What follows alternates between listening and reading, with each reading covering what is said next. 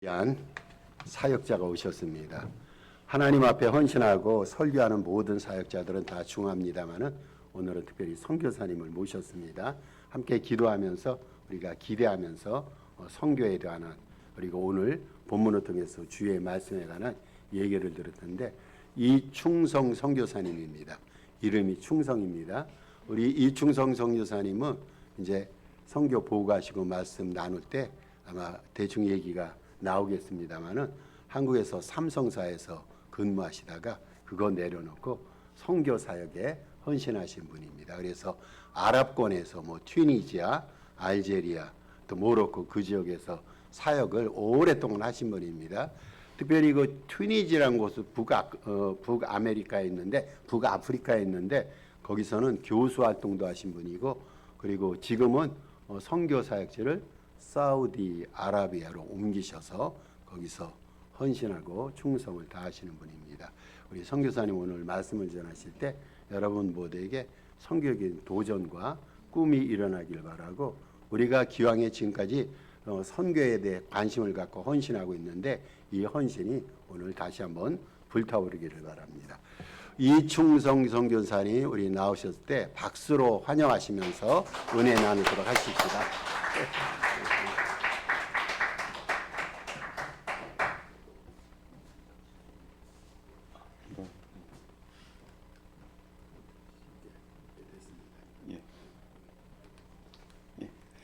할렐루야. 예, 반갑습니다. 저는 해가 뜨는 우리 대한민국에서 해가 지는 저 북아프리카 마그렙 창을 섬기다가 지금은 거짓과 어둠이 시작된 사우디를 섬기고 있는 이충성 선교사라고 합니다. 반갑습니다. 예, 제가 횟수로 한 20년 정도 지금 이제 선교를 한 것 같은데요. 제가 이 20년을 되돌아보면서 주님께서 저에게 다양한 경험을 하게 해주셨는데요. 처음에 이제 선교지 갔을 때는 대학에서 학생들 전자공학 가르치다가 그러다가 제가 불법 체류자 됐다가 그러다가 제가 지명수배자 됐다가 요즘은 유령회사 사장하고 있습니다. 제가 이 20년의 시간을 되돌아봤을 때 제가 대학 교수였을 때나 불법 체류자였을 때나 신실하신 하나님은 항상 저와 함께 하셨음을 고백하게 하십니다.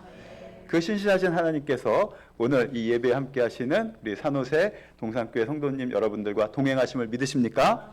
아멘, 아멘. 예. 그래서 오늘 여러분과 함께 또 이렇게 주님의 마음을 나누고 싶은데요. 저는 이제 이 이슬람권 무슬림을 섬기고 있는데 전 세계에는 크게 전 세계적으로 영향을 미치는 세 개의 종교가 있습니다. 뭐 잡다하게 동네마다 종교가 있겠지만 크게 세 개의 종교. 첫 번째는 우리가 믿는 기독교, 그리고 제가 섬기고 있는 이슬람, 무슬림, 그리고 유대교가 있습니다. 이 세 개의 종교는 전 세계적으로 영향을 미치고 있는데요. 이 세 개의 종교를 우리가 어떻게 구분하느냐? 예수님이 누구신가라는 질문으로 구분할 수 있습니다. 우리에게 예수님은 어떤 분이시죠? 우리의 구원자시죠. 예. 그런데 제가 섬기고 있는 이슬람권에 가서 무슬림들에게 친구들에게 예수 믿으세요라고 하면 저들이 뭐라고 말하는지 아십니까? 나 예수 믿습니다. 그럽니다. 예수 믿는다고 해요. 그러면 우리가 뭐하러 거기까지 가서 예수님을 전해야 할까요? 그들이 믿는 예수와 우리가 믿는 예수 그리스도가 다르기 때문입니다. 우리 성경처럼 이슬람의 무슬림들이 읽는 경전인 꾸란이라는 책이 있는데 그 책에는 예수님에 대한 이야기가 있습니다. 꾸란에 예수님께서 동정녀 마리아 몸에서 나신 죄 없는 선하신 분이라고 기록되어 있을까요? 없을까요? 있다. 없다. 안 되신 분들은 모르겠다. 정답은 분명히 있습니다. 모든 무슬림들은 예수님께서 동정녀 마리아 몸에서 나시고 죄 없는 선하신 분이고 성령으로 잉태하신 분이라고 다 인정합니다. 예. 자, 두 번째 질문입니다. 이슬람의 경전 꾸란에는 예수님께서 공생의 기간 동안 앉은 뱅이 일으키시고 눈먼 자 눈 뜨게 하시고 기적을 일으키는 그리고 죽은 자를 살리는 기적을 일으키셨다라고 기록되어 있을까요? 없을까요? 예, 눈치들이 빠르시네요. 분명히 기록되어 있습니다. 자, 세 번째 질문. 이슬람의 경전 꾸란에는 예수님께서 십자가에 달려 돌아가시고 3일 만에 부활하셨다라고 기록되어 있을까요? 없을까요? 이거는 없습니다.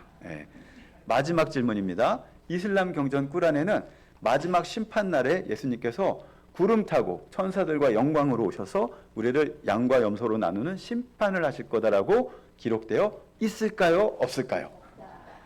있습니다. 그래서 여러분 지금 막 엄청 헷갈리실 수 있는데 헷갈리지 않습니다. 성경에 있는 모든 이야기들을 이슬람에서 다 인정하지만 딱 한 가지 인정 안 하는 것이 예수님의 십자가입니다. 그래서 이슬람에서는 뭐라고 믿냐면 예수님이 십자가에 달려 돌아가실 때 알라께서 예수와 유다의 얼굴을 바꿔치기 해서 유다가 십자가에서 죽었고 예수는 하늘로 들어올림을 받았다, 이렇게 믿고 있습니다. 그래서 예수님의 십자가를 인정하지 않는데, 그러면 우리가 어떻게 천국을 가죠? 우리 기독교인들은 예수님을 믿어서 믿음으로 천국을 가는데, 예수님을 믿는다는 것은 예수님이 우리를 위해서 십자가에서 죽으신 우리의 구원자시라는 걸 믿는 건데, 이 십자가를 부정하기 때문에 저들은 착한 일에서 천국 간다, 이렇게 믿습니다. 그래서 예수님은 저들은 그냥 선지자일 뿐이에요. 선지자. 모세와 같이. 모세가 엄청난 기적을 일으켜서 이스라엘 백성들을 출애굽시켰지만 우리는 그것을 모세의 능력이라고 생각하지 않습니다. 그건 하나님께서 모세를 통해서 기적을 일으키신 거죠. 마찬가지로 이슬람에서도 예수님의 기적은 예수님의 능력이 아니라 알라께서 예수를 통해서 역사하신 것이고, 마지막 심판날에 와서 우리를 심판하셔도 그건 알라의 선지자로서의 역할을 하는 거다라고 믿고 있습니다. 그래서 무슬림 친구들에게 예수님을 믿으세요라고 말하는 거는 그냥 예수님 믿으세요가 아니라 구원자이신 예수님을 믿으세요라고 얘기하는 거죠. 그래서 이슬람에서는 예수님을 선지자라고 믿고 있고, 그리고 유대인들은 예수님을 미친 사람, 자기가 하나님의 아들이라고 주장하고 3일 만에 성전을 허물고 짓겠다고 주장하다가 십자가에서 죽은 미친 사람, 이렇게 예수님을 통해서 이 세 개의 종교를 구분할 수 있는데, 이 세 개의 종교에서 공통적으로 이분은 믿음의 사람이다라고 인정하는 분이 있습니다. 그러니까 무슬림들도 이분은 믿음의 사람이라 하고, 그리고 유대인들도 이분은 믿음의 사람이라고, 우리는 그분을 믿음의 조상이라고 부릅니다. 그게 누구시죠? 아브라함입니다. 아브라함. 그럼 왜 아브라함이 믿음의 조상이 됐을까? 한국에는 이제 남자들이 다 군대를 가야 하죠. 근데 군대에 가면 이제 훈련 과정 가운데 30km를 행군해야 되는 훈련이 있습니다. 이 30km를 행군하는 군인들을 대상으로 심리학자들이 실험을 했는데, 첫 번째 그룹의 군인들에게는 오늘 밤에 너희들 20km 행군할 거야 라고 얘기하고서는 20km를 간 후에 아니야 너 10km 더 가야 돼서 30km를 가게 했습니다. 그리고 두 번째 그룹의 군인들에게는 오늘 밤에 너희들 40km 갈 거야 얘기하고 30km만 가고 멈췄어요. 똑같이 30km 갔죠. 세 번째 그룹의 군인들에게는 30km 갈 거야 얘기해주고 30km 정확히 갔습니다. 그리고 마지막 그룹의 군인들에게는 얼마나 갈지 얘기하지 않고 30km 갔습니다. 자, 이 네 그룹의 군인들이 동일하게 30km 행군했는데 어느 그룹의 군인들이 가장 많은 스트레스를 받았을까요? 정답은 마지막입니다. 왜? 모르니까. 우리는 불확실성에 대한 두려움을 갖습니다. 모르면 두려워해요. 그래서 마지막 그룹의 군인들은 얼마나 갈지 모르니까 오늘 밤에 내가 100km 행군해야 되는 거 아니야? 그러다 쓰러지는 거 아니야? 두려움을 갖습니다. 그래서 우리 인간들은 이렇게 불확실성에 대한 두려움을 갖고 있고, 그래서 내일에 대한 불안을 가지고 살죠. 그래서 내일을 걱정하고 내일에 무슨 일이 일어날까를 두려워합니다. 모르기 때문에. 그래서 보험회사가 돈을 벌잖아요. 여러분, 왜 보험을 삽니까? 모르니까. 내가 내일 사고가 날 수도 있고 내가 내일 아플 수도 있고, 이 두려움이, 불확실성에 대한 두려움이 우리를 그렇게 걱정하게 만드는데, 자, 이 본문의 말씀에 보면 이 아브라함에게 하나님이 가라고 하셨는데 어디로 가라고 하셨죠? 보여줄 땅으로 가라고 그랬어요. 보여줄 땅으로. 어디 뭐 사우디를 가라, 티니지를 가라가 아니라 보여줄 땅으로. 갈 바를 몰랐지만 아브라함은 순종했습니다. 그래서 아브라함을 우리가 믿음의 조상이다라고 부르고 있는 거죠. 우리가 이렇게 모두 이 불확실성에 대한 두려움을 갖기 때문에 많은 사람들이 이 불확실한 미래를 준비해야 된다고 생각합니다. 그래서 어떻게 준비하느냐? 돈을 많이 벌면 내일 무슨 일이 생길지 모르지만 그 돈으로 내일에 발생할 모든 어려움을 내가 해결할 수 있을 거다 생각하는데, 제가 한국에서 선교사 되기 전에 직장 생활할 때 저희 회사의 오너였던 이건희 회장이 뭐라고 얘기했냐면, 당신이 밤에 잠을 자다가 삼성이 5년 10년 뒤에 뭐 해서 먹고 살까 이 생각하면 등골이 오싹해서 잠이 깬다고 했어요. 그때 삼성은 돈 엄청 많이 벌고 있었거든요. 사람들은 돈 많이 벌면 내일에 대한 걱정이 없으니 돈을 많이 벌어야 된다고 이야기하지만, 대한민국에서 돈이 제일 많은 분은 돈 때문에 잠을 못 주무시겠다고 했습니다. 그래서 우리가 이 내일에 대한 불확실성은 돈으로 해결할 수 있는 것이 아니라 바로 하나님이 함께 하신다는 믿음이 있을 때, 아브라함처럼 갈 바를 모르지만 순종하고 갈 수 있는 그런 믿음의 사람이 되는 겁니다. 그 믿음이 우리 안에 있기를 소망합니다. 그래서 아브라함이 순종하고 갔을 때 하나님께서 아브라함을 축복하십니다. 그래서 너 그러면서 땅의 모든 민족이 너로 말미암아 복을 얻을 것이다라고 말씀을 하셨어요. 이게 하나님의 꿈인데, 그런데 여러분이 생각하시기에 지금 2026년을 살아가는 이 땅의 모든 족속들이 복을 받고 있는 것 같습니까? 그렇지 않아요. 왜냐? 저기 지금 이란에서 전쟁이, 우크라이나에서 전쟁이 있고, 그리고 또 어떤 아프리카의 나라들은 먹을 것이 없어서 막 굶어서 어려움을 겪기도 하고, 또 어떤 사람들은 막 병으로 막 암에 걸려서 막 고통받기도 하고, 하나님은 모든 족속이 복을 받는 것이 하나님의 꿈이라고 이 아브라함을 통해서 이렇게 약속해 주셨는데, 우리가 생각하기에는 사람들이 복을 받고 있는 것 같지가 않습니다. 왜 그럴까요? 그건 우리가 하나님의 복의 의미를 잘못 이해하고 있기 때문입니다. 저는 한국에서 이렇게 안식년 때 한국에 가면은 많은 한국의 교회를 다니면서 이 선교에 대한 말씀을 나누었는데, 한국에 많은 교회가 있죠. 뭐 정말 교단도 여기 이제 보니까 우리 산호세 동산교회는 이제 성결 교단에 뭐 이렇게 또 저는 이제 모교회가 감리교회고, 뭐 이렇게 여러 장로교회, 침례교회, 뭐 장로교회 안에서는 뭐 합동, 통합, 뭐 이렇게 막 교단, 교파 엄청 많잖아요. 근데 이 많은 교단과 교파를 초월해서 대한민국의 거의 모든 교회들이 한 목소리로 기도하는 기도 제목이 있다는 걸 알게 됐습니다. 어떤 교회에서는 이 기도 제목을 놓고 밤을 새워서 기도하고, 어떤 교회에서는 새벽을 깨우며 부르짖고, 어떤 교회에서는 성도님들이 금식하며 함께 기도하는 우리 대한민국 교회의 공통된 기도 제목, 이게 무엇인지 아십니까? 바로 대학 입시입니다. 우리 산호사 동산교회에서도 우리 수험생들을 위해서 기도를 하셨을 텐데, 왜 대학 입시를 놓고 대한민국의 거의 모든 교회들이 기도할까요? 좋은 성적을 받으면 좋은 학교를 가겠죠. 좋은 학교를 가면은 이제 좋은 직장을 구할 수 있고, 좋은 직장을 구하고 나면 또 무엇을 놓고 기도합니까? 좋은 배우자, 좋은 아내, 좋은 형제를 놓고 기도합니다. 그래서 하나님께서 좋은 아내, 좋은 형제를 주시면 그 다음엔 또 무엇을 놓고 기도해야 할까요? 그렇죠. 좋은 자녀. 그래서 또 하나님이 자녀 주시면 또 뭘 놓고 기도합니까? 자녀의 대학 입시. 이 대학 입시로 시작해서 대학 입시로 돌아오는 끝나지 않는 기도가 있는데, 뭐 우리가 기도 열심히 하는 거 좋지만 이 기도는 꼭 우리 교회에서만 하는 게 아닙니다. 한국에는 절도 많이 있죠. 제가 오다 보니까 여기 미국에도 절이 있더라고요. 저쪽에. 한국에 이제 절이 많이 있는데, 이 부처님 오신 날 절에 가면은 이 막 등 달고 이런 거 하는데, 이 등 하나 다는데 100만 원씩 막 냅니다. 왜 그렇습니까? 똑같은 걸 구하면서 등을 다는 거예요.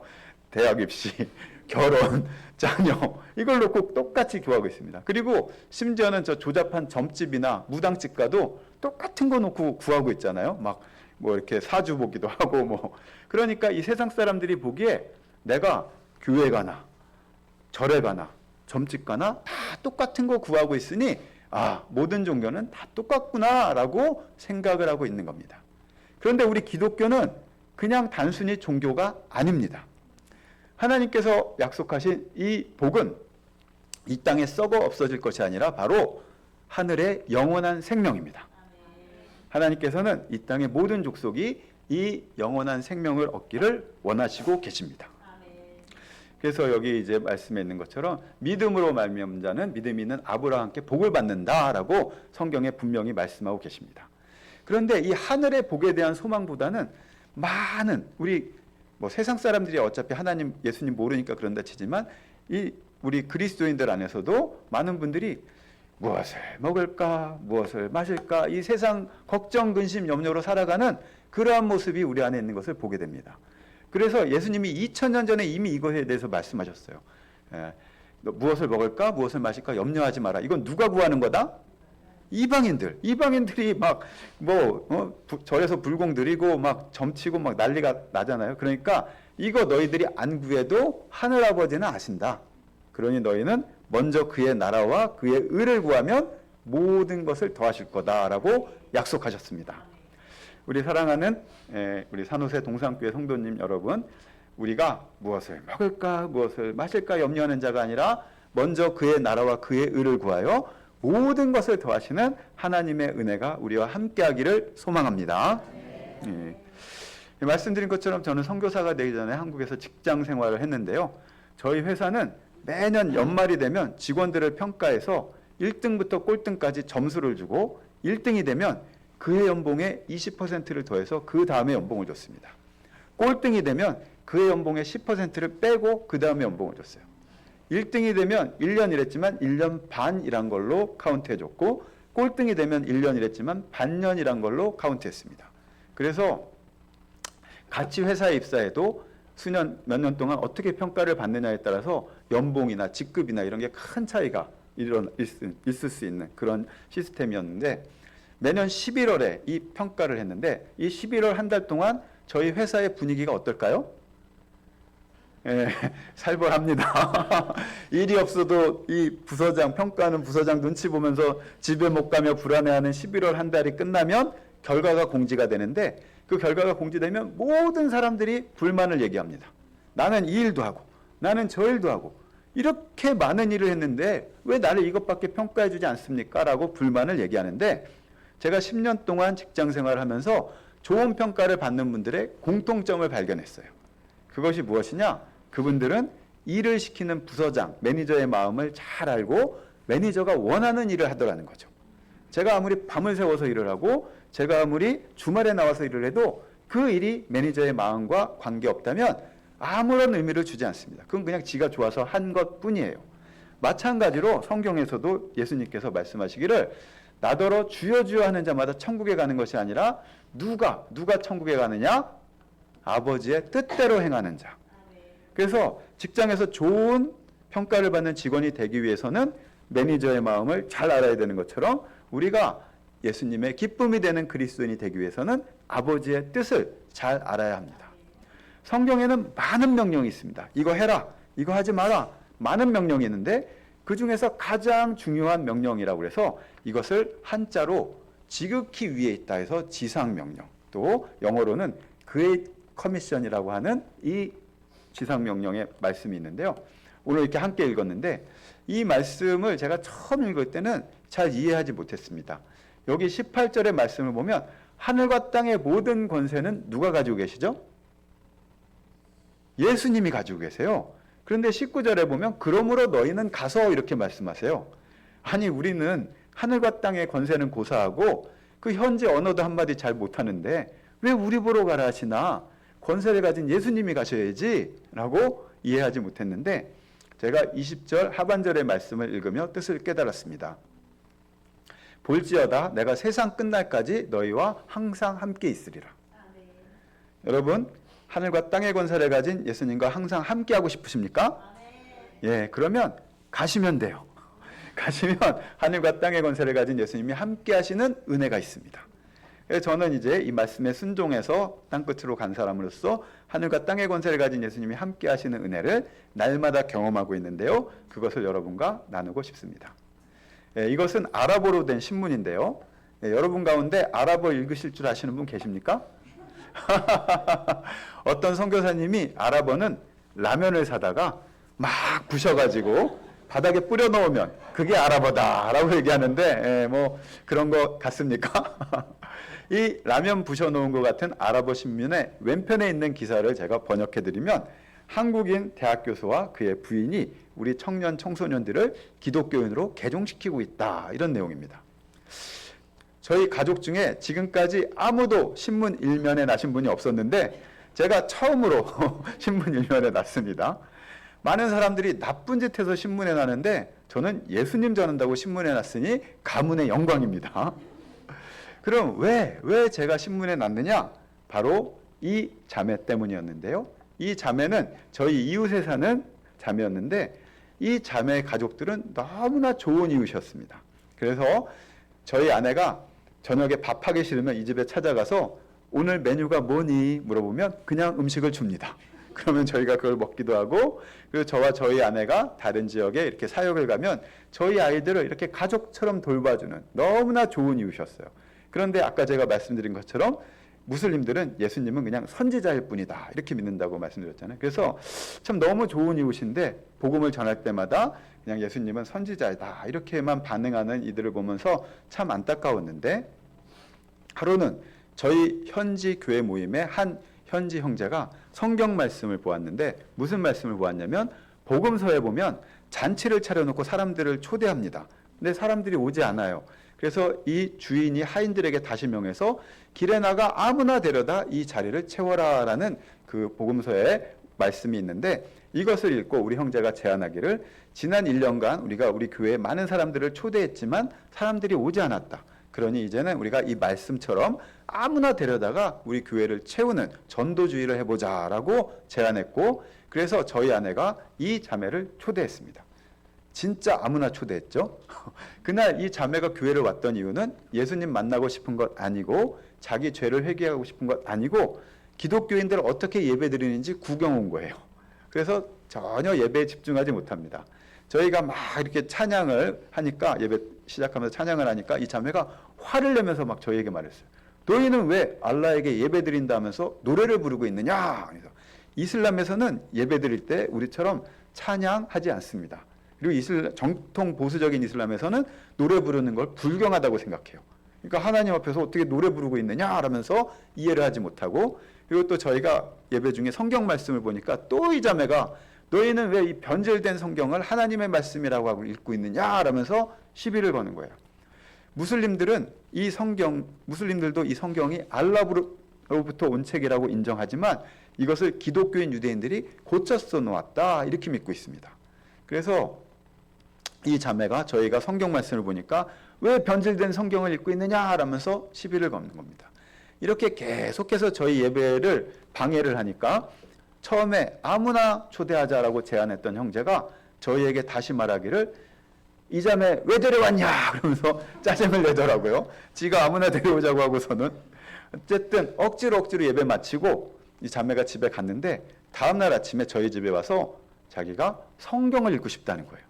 그래서 제가 왜 성경을 읽고 싶은데 성경은 변질된 책이잖아 라고 말했더니 이 자매가 내가 어제 너희와 함께 예배드리고 집에 와서 밤에 잠을 자는데 내 귀에서 너희가 예배 때 불렀던 찬송 소리가 들리기 시작하는데 밤새도록 멈추지 않았다. 그래서 내가 이 성경을 좀 읽어봐야겠다라고 마음먹었다라고 얘기했습니다. 그래서 이 자매가 저희 아내와 같이 성경을 읽기 시작했는데, 여러분 무슬림들이 우리의 성경과 그들의 경전 꼬란을 같이 비교해서 읽으면 어떤 일이 일어나는지 아십니까? 진리를 알게 됩니다. 참과 거짓이 같이 있으면 참은 더욱 진리임이 드러납니다. 그리고 성경에는 역사하시는 하나님의 말씀에 능력이 있습니다. 꾸란에는 예를 들면 꾸란에는 남편들에게 아내가 말 듣지 않으면 때리라고 돼 있습니다. 이걸 믿는다는 게 너무 어이가 없는데, 근데 성경에는 예수님께서 남편들에게 아내를 사랑하라라고 말씀하시죠. 그리고 꾸란에는 적들이 오면 죽여라 이렇게 돼 있습니다. 그런데 성경에서는 예수님께서 원수를 사랑하라라고 하시죠. 그리고 어이없는 이야기가 있는데, 이슬람의 선지자라 불리는 무함멧이라는 사람이 있는데 이 사람이 알라에게 배교자를 용서해달라고 70번 용서를 구했지만 알라는 용서하지 않으셨다라는 내용이 있습니다. 그런데 우리 복음서에서 베드로가 예수님께 묻죠. 예수님 몇 번 용서해야 됩니까? 라고 물었을 때 몇 번 용서하라고 하시죠? 70번씩 7번. 이게 490번만 용서하고 491번째는 때려줘라 이게 아니라 영원히 용서라는 거죠. 영원히. 그러니까 이 두 개를 읽으면 아니 얘네 알라는 70번 용서를 구해도 용서 안 하시고 우리 하나님은 영원히 용서를 하시고 그러니까 뭐가 하나님의 말씀인지 알 수 있습니다. 그런데 안타깝게도 저들은 성경은 기독교인들이 고쳐 써놓은 책이다라고 믿고 있기 때문에 읽으려 하지 않아서 진리를 알지 못하는데 어쨌든 이 자매가 성경을 읽고 진리를 알고 예수님을 영접합니다. 그런데 이슬람권에서는 이때부터가 진짜 믿는 거예요. 왜냐? 내가 예수님을 구원자로 믿습니다 하면 그때부터 핍박이 시작됩니다. 이 자매의 가족들이 자매가 예수님 믿는 걸 알게 됐어요. 그래서 가족 회의가 열렸는데 가족들이 여러분처럼 이렇게 의자에 앉아 있고 자매를 앞에 세워놓고 자매의 아버지가 이야기하기를 네가 지금 이 자리에서 이슬람으로 돌아오지 않으면 내가 여기서 네 목을 베어버리겠다고 했어요. 그때 이 자매 나이가 17이었는데 얼마나 무서웠겠어요?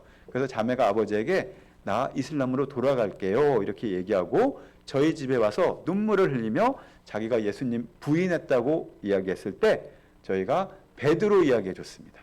예수님이 십자가에 달려 돌아가실 때 베드로가 너무 무서워서 3번이나 자기 예수님 모른다고 부인했지만 부활하신 예수님께서는 베드로에게 다시 오셔서 베드로 용서하시고 사람 낚는 업으로 만들어 주셨다. 그러니 너도 예수님께서 너를 사람 낚는 업으로 만들어 주실 거야. 용서하시고 사람 낚는 업으로 만들어 주실 거야 했더니 이 자매가 진짜 베드로 같은 자매였어요. 이 이야기 듣고 바로 집으로 가서 아버지에게 말했습니다. 아버지가 나를 때려도 내 목을 베어도 나는 예수님 믿는 그리스도인입니다. 선포했습니다. 그래서 자매 아버지가 차마 이 자매 죽이지는 못하고 쇠사슬로 묶어놓고 아무 데도 못 가게 하고 학교도 안 보내고 밤마다 아저씨가 농사일 하시던 분이었는데 농사일 마치면 자매 데리고 이슬람 사원으로 데려갔어요. 네가 지금 기독교인이 되려는 건 이슬람을 모르기 때문이니 너는 꾸란을 공부해야 된다 하면서 밤마다 사원에 가서 꾸란을 읽게 했는데 이 자매가 나중에 저희에게 와서 고백하기를 내가 전에는 꾸란 안 읽어서 잘 몰랐는데 요즘 내가 밤마다 꾸란 읽다 보니까 이게 진짜 거짓말인 걸 알게 됐다라고 고백했습니다. 하늘과 땅의 권세를 가진 예수님께서 땅끝에서 역사하고 계십니다. 그래서 이 케이크는 이 자매가 세례받던 날 우리 형제들이 이 자매의 첫 번째 영적인 생일을 축복하며 만들어준 케이크입니다. 그리고 이 자매는 이렇게 예수님 믿고 세례받고 그때 왜 이 자매 데려왔냐라고 짜증내던 형제와 결혼했습니다. 그래서 지금 이제 아기도 있고 아직도 가족들과는 어려움이 있지만 자기 십자가를 지고 예수님 따라가는 삶을 살고 있습니다. 예수님께서 내 제자가 되려거든 자기 십자가를 지고 나를 따르라 하셨는데 우리 땅끝의 믿음의 형제자매들 목숨까지도 아끼지 않고 예수님 따라가고 있는데 우리도 우리의 십자가를 지고 예수님 따르는 자가 되기를 소망합니다. 예. 그래서 이렇게 하늘과 땅의 권세를 가진 예수님께서 우리와 함께 하시고 우리와 동행하시는데 그러면 우리가 이 하나님의 명령에 동참하면 어떻게 동참할 수 있는가? 이제 제일 먼저 할 수 있는 게 바로 기도로 우리가 함께 할 수 있죠.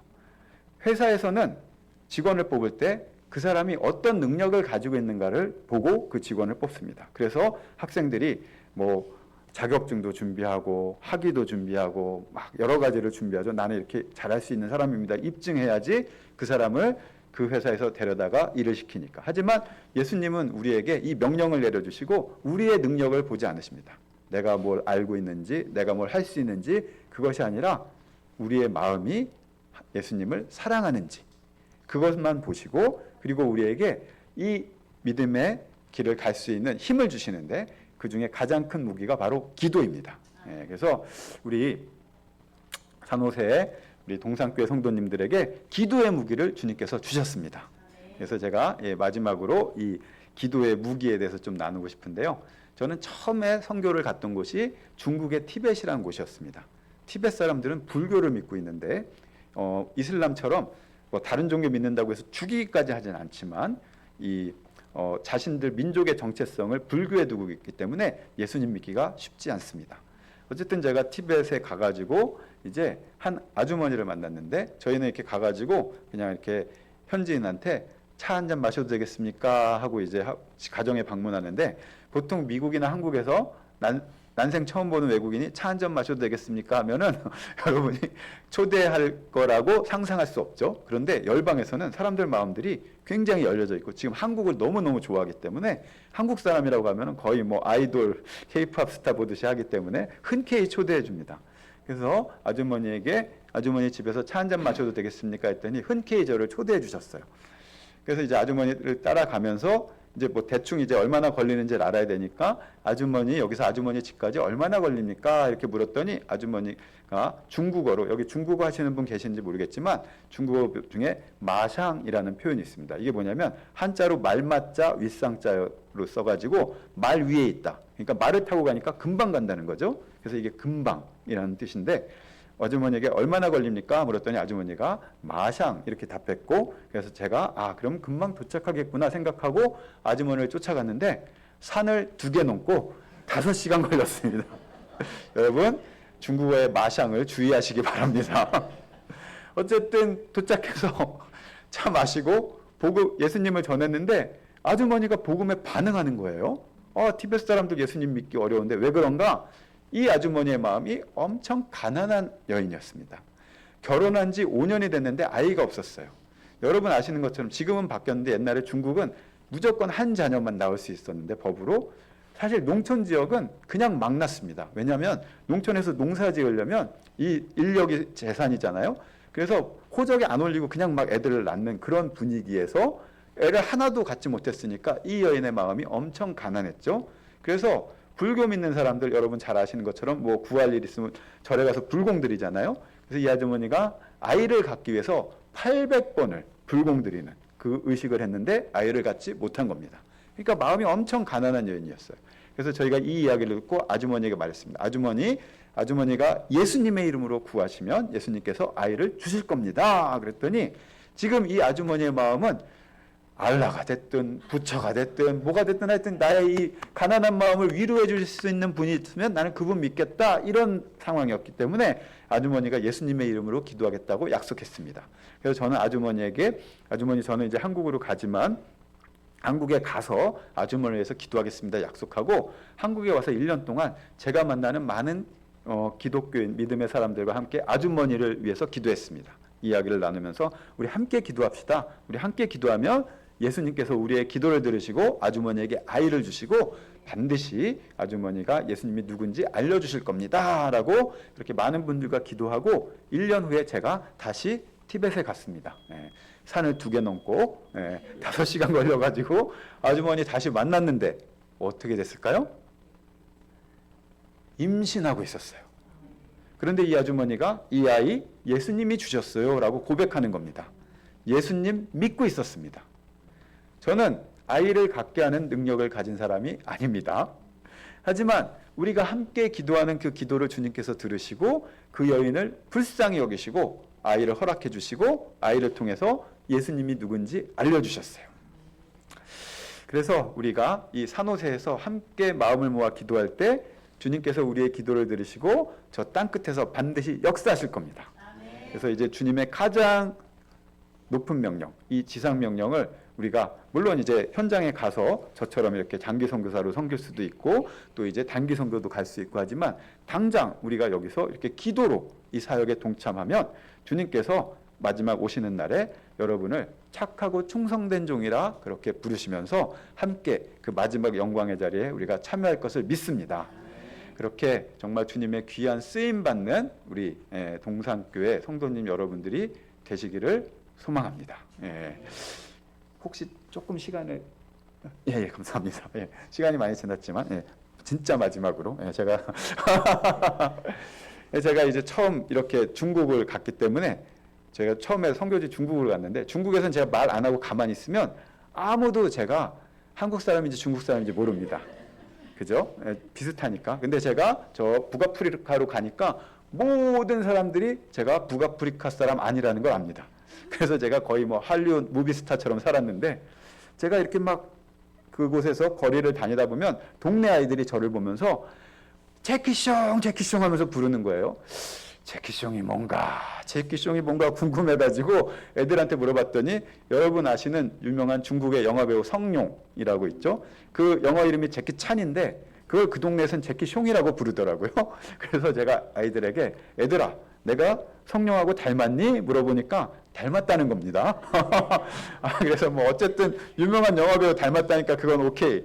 근데 이 동양인을 놀리는 그들의 표현이 있어요. 근데 처음에 그걸 모르니까 걔들이 막 나를 그렇게 불러도 그냥 같이 웃는 거죠. 같이 웃다가 나중에 이제 의미를 알게 되니까 막 마음이 불편한 겁니다. 애들이 오늘도 나를 놀리는구나. 그리고 저는 그때 이제 이 사하라 사막이라고 여러분 들어보셨을 텐데 거기서 굉장히 가까운 곳에 살았어요. 그래서 굉장히 날씨가 더웠습니다. 그래서 낮에는 뭐 기본이 이제 여름에는 뭐 45도 불 받으면 50도 넘어가는 그런 날씨. 근데 뭐 이제 이 날씨는 덥고 애들은 놀리고 진짜 있기 싫었는데 정말 저를 힘들게 했던 것은 동네 아이들이 이 돌을 던지는 겁니다. 한국이나 미국의 문화에서 사람에게 돌을 던지는 건 엄청 무례한 행동인데 거기서는 나를 좀 봐주세요 뭐 이런 겁니다. 근데 뭐 정서적으로 받아들이기 어렵죠. 하루는 그래서 저희 가족이 같이 길을 가는데 또 동네 꼬마가 돌을 던져가지고 저희 아내가 맞았어요. 순간 제 머릿속에 내가 선교사라는 생각 다 사라지고 내가 원수도 사랑해야 되는 그리스도인이라는 생각 다 사라지고 기억나는 단어 딱 하나 복수. 그래서 제가 막 흥분해가지고 그 꼬마를 막 화를 내니까 꼬마가 놀라서 도망가는 거예요. 그래서 제가 그 꼬마를 쫓아갔습니다. 그랬더니 꼬마가 더 놀라서 집으로 쏙 들어갔는데 거기서 제가 멈췄어야 되는데 너무 흥분해가지고 그냥 따라가 버렸어요. 근데 이게 이슬람권에서 엄청 무례한 행동이에요. 왜냐하면 여러분 아시는 것처럼 무슬림 여성들은 머리에 이 히잡이라는 스커프를 쓰고 있습니다. 그래서 보통 그렇지만 집에 있을 때는 그냥 편하게 이제 이거 쓰지 않고 있는데 그래서 외간 남자가 집을 방문하려면 먼저 노크를 하고 그리고 여성들이 다 히잡을 쓰고 허락하면 들어가야 되는데 제가 그냥 너무 흥분해가지고 그냥 들어간 거예요. 그러니까 한국으로 치자면 뭐 여성들이 집에서 뭐 속옷만 편하게 입고 있는데 외간 남자가 확 들어온 거죠. 그래서 동네 사람들이 저를 비난하기 시작했어요. 야, 제가 저 한국인이 기독교인인데 우리 이슬람의 문화를 존중하지 않고 이렇게 함부로 행동했다 라면서 막 비난했어요. 그래서 그 밤에 저희가 가족 회의를 했습니다. 아이들에게 물었어요. 너희들 여기서 행복하니? 그때 행복하지 않대요. 아내에게 물었어요. 당신 여기서 행복해요? 행복하지 않대요. 그럼 우리 가족 다 행복하지 않고 내가 여기 선교사로 왔지만 나의 연약함 때문에 기독교인들에서 오해하고 내가 더 이상 여기 있을 이유가 없다. 나 이제 한국 간다. 날씨도 덥고 애들도 놀리고 진짜 있기 싫었는데 나는 내일 해 뜨면 한국 간다. 이렇게 결심하고 갈 때 가더라도 예수님한테 간다고 얘기해야 되잖아요. 그래서 기도했습니다. 주님, 저는 사랑이 없는 것 같습니다. 저는 선교사로 자격이 없는 것 같으니 이제 한국 가겠습니다. 이렇게 기도했을 때 예수님께서 제 마음에 그렇게 말씀을 해주셨어요. 네가 언제부터 그렇게 사랑이 많았니? 여러분, 우리는 기본적으로 누구를 사랑할 수 있는 존재가 아니에요. 다 사람마다 좀 차이는 있겠지만 다 이기적이고 자기를 사랑하는 존재입니다. 그런데 우리가 이웃을 사랑할 수 있는 것은 예수님께서 우리에게 그 당신의 사랑의 마음을 부어주시기 때문이죠. 그래서 주님께서 이걸 알려주셔서 제가 예수님의 사랑을 구하며 그곳에 더 있을 수 있게 됐고 주님 은혜로 많은 영혼들이 주님께 돌아왔어요. 그런데 너무 많은 영혼들이 돌아와서 아까 보신 것처럼 신문에 났어요. 근데 동네 사람들 아무도 뭐라 안 하더라고요. 그래서 우리 동네 사람들 신문 안 보나 보다 했는데 드디어 경찰서에서 전화가 와가지고 경찰이 오라고 갔더니 경찰이 네가 일주일 안에 이 나라 안 떠나면 내가 너와 너희 아내 애들 다 붙잡아서 공항으로 끌고 가서 추방시켜야 되는데 내가 그렇게까지 하고 싶지 않으니 네가 좀 스스로 갔으면 좋겠다라고 하면서 네가 일주일 안에 나가면 너 이 나라 다시 올 수 있지만 일주일 후에 추방되면 다시 못 오니까 지금 가는 게 너에게도 좋아 이렇게 얘기해서 알겠다 그럼 내가 지금 가겠다 하고 한국으로 가서 1년 동안 안식년을 하고 1년 후에 다시 그곳에 갔습니다. 공항에서 이미그레이션에서 저희 딸들을 먼저 들여보내니까 아무 문제 없이 들어갔어요. 그리고 나서 제 패스포드를 담당자한테 냈더니 제 패스포드를 체크하더니 깜짝 놀라가지고 저희 딸들을 불러서 너희들은 못 들어간다. 취소. 아니 1년 전에 그 경찰이 나 갈 수 있다고 했는데 들어올 수 있다 했는데 왜 안 됩니까? 했더니 나는 모른다. 이 시스템이 너를 들여보내지 말라 한다 라고 하는 겁니다. 그때 제가 기억나는 이야기가 있습니다. 여러분 시리아라는 나라 아시죠? 예, 시리아라는 나라가 과거에 우리 한국 선교사님들이 굉장히 많이 사역했습니다. 근데 지금은 시리아가 상황이 어려워져서 들어갈 수 없는 나라가 됐는데 그때 시리아 정부에서 시리아는 한국하고 수교가 되어 있지 않아요. 그래서 일방적으로 선교사들을 추방하고 막 입국을 거부하고 이런 일이 비일비재했는데, 그래서 한 선교사님이 말씀하시기를, 자매 선교사님이 말씀하시기를, 만약에 공항에서 입국이 거부되면 한국 자매들 거기서 대성통곡하면서 울어버려라. 그러면 아랍 경찰 형제들 마음이 약해져서 들여보내줄 거다 했던 이야기가 기억이 나서 저희 딸들에게 말했습니다. 애들아, 울어! 근데 울어도 안 들여보내주더라고요. 그래서 제가 결국 포기하고 한국으로 돌아오는 비행기 티켓을 사기 위해서 공항으로 경찰하고 같이 들어갔는데, 그때 공항에 현지 아이들이 막 놀고 있는데 그 아이들이 너무나 사랑스러운 거예요. 그런데 전에는 사실 제가 그 아이들 때문에 이 땅에 있기 싫었고, 그 아이들 때문에 내가 한국 가려고 했는데, 이제 그 아이들이 너무나 사랑스럽지만 저에게는 일할 수 없는 밤이 왔습니다.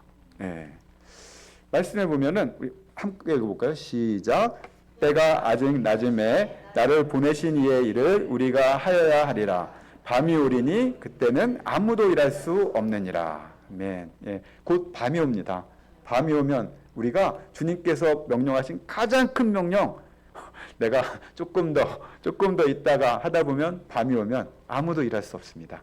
그 밤이 오기 전에 주님께서 우리에게 맡기신 그 명령을 함께 감당하며 나아가는 저와 여러분이 되기를 소망합니다. 주님께서 우리 산호세 동산교회를 그렇게 기름 부어 사용하실 것이라 믿습니다. 제가 기도하고 마무리하겠습니다. 사랑의 아버지 하나님, 감사합니다. 오늘 이렇게 또 귀한 우리 산호세 동산교회 가운데 부족한 자를 보내어 주셔서 주님께서 땅끝에서 하시는 일들과 또 주님의 이 지상 명령을 함께 나눌 수 있게 하시니 너무나도 감사합니다. 우리가 주님의 말씀을 아는 자에 그치지 않게 해주시고 그 말씀을 붙잡고 따라가는 자로서 하늘과 땅의 권세를 가진 예수님이 함께 하시고, 또한 그 일할 수 없는 밤이 오기 전에 주님이 우리에게 맡기신 일을 감당하는 그러한 착하고 충성된 종으로 살아가는 우리 산호세 동산교회 성도님 모두가 되어지게 하여 주시옵소서.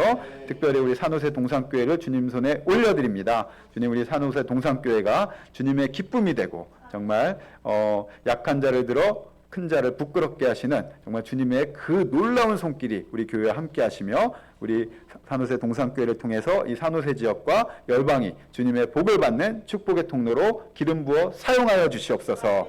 그렇게 역사하실 주의 이름을 찬양하며 살아계신 우리 주 예수 그리스도의 이름으로 기도하였습니다.